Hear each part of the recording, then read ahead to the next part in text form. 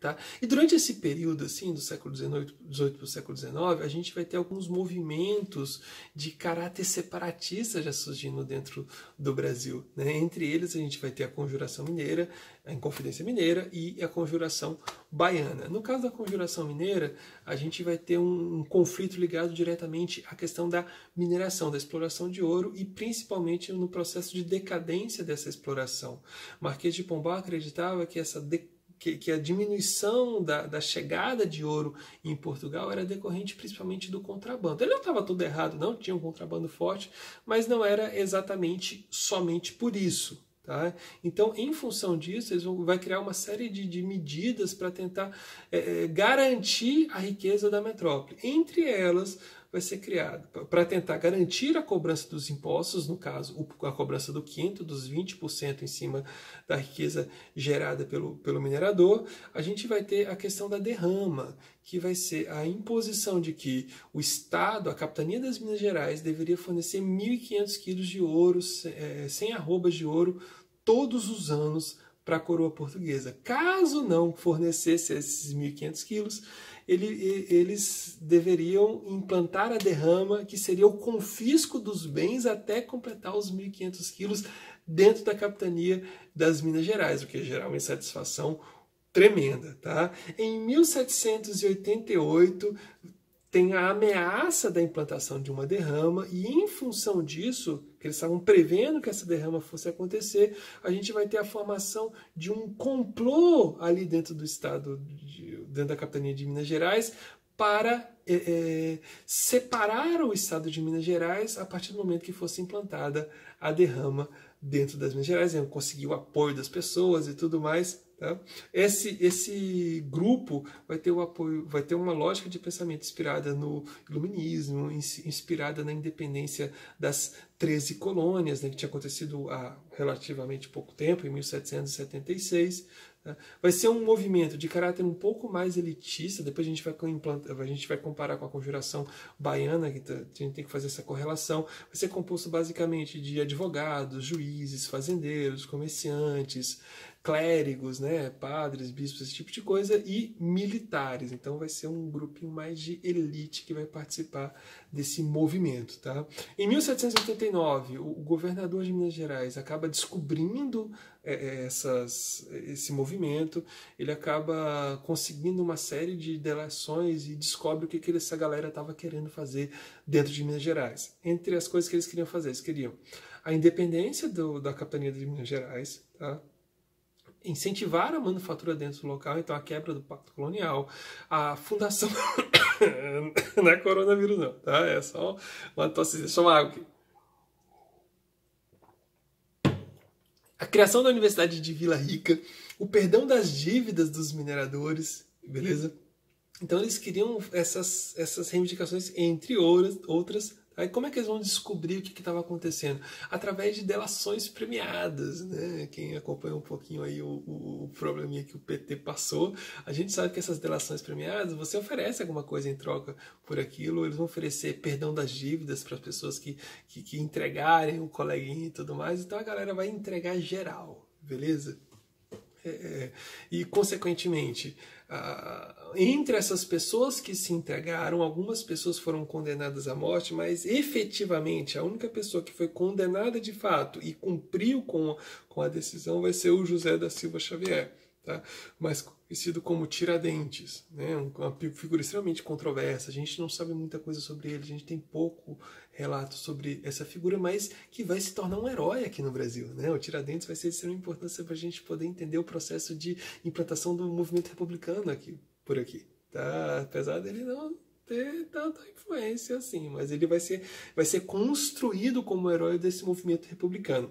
Tá? Ele vai ser uma das poucas pessoas que, segundo relatos, vai assumir a culpa, né? E durante muito tempo, principalmente ali durante o período da implantação da República no Brasil, a gente vai construir a história de um herói simples, de um herói voltado unicamente para o modelo republicano e tudo mais, uma pessoa mais humilde, né? Um alferes, um cara pobre, um dentista prático. Só que alguns documentos que foram encontrados por aí atestam, né, parecem mostrar que ele era um cara extremamente rico, ele não era dos mais pobres, não. Tá bom? As pessoas até associavam, falavam que pô, ele só morreu porque ele era pobre. Os outros que eram ricos, eles conseguiram se safar. Segundo a historiografia mais recente, aí, não é bem isso não, tá bom? Ele tinha provavelmente 43 datas, né? Territórios de exploração de minério. Tá? Ele tinha 8 sesmarias, né? O cara, se eu não me engano, só poderia ter uma sesmaria, e no caso ele tinha 8, cara. Como que é isso? Ele tinha poder, né? Ele tinha influência perante a elite administrativa. Mas ele acaba assumindo a culpa, tá? Ele é condenado à morte, né? Até porque que é um crime de lesa majestade, né? Um crime do mais alto grau de... Terrível, terrível. Mal, muito mal, muito mal, muito mal. Beleza? Ele acaba sendo morto, esquartejado, né, arrancado os pedaços dele e expostos esses pedaços como forma de exemplo para que as pessoas nunca mais pensem em se separar de Portugal. Vão continuar pensando.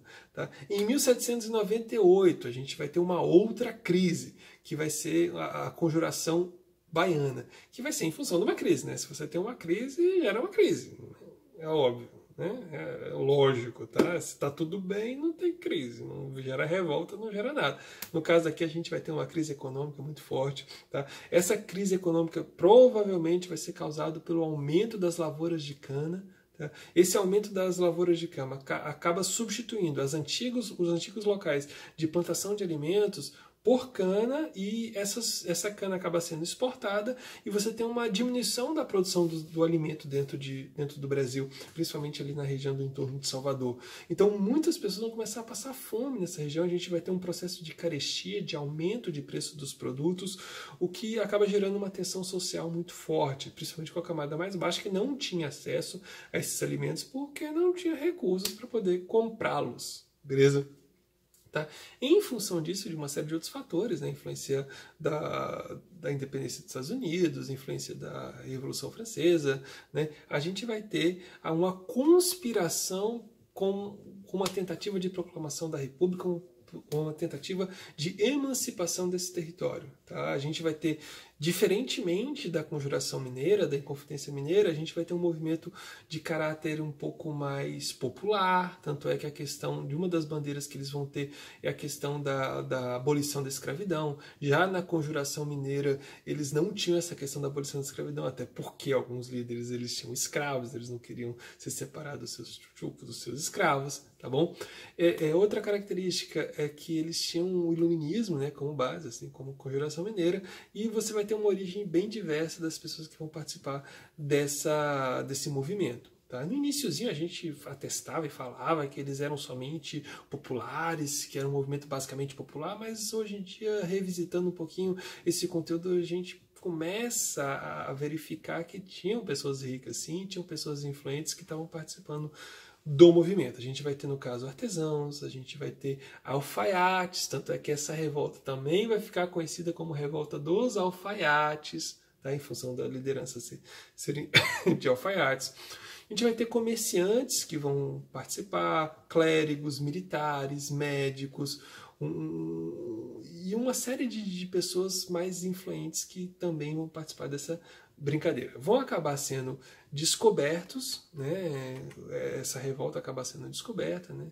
E consequentemente, muitas dessas pessoas vão acabar sendo degradadas, né? Vão acabar sendo expulsas do Brasil ou da Bahia, né? Levadas para outros locais, para a África e para Pernambuco e para outros locais assim, e 4 pessoas acabam sendo executadas, beleza? Quando você estudar a Conjuração Mineira e quando você estudar a Conjuração Baiana, tente associar os dois termos, tá bom? Beijo para vocês.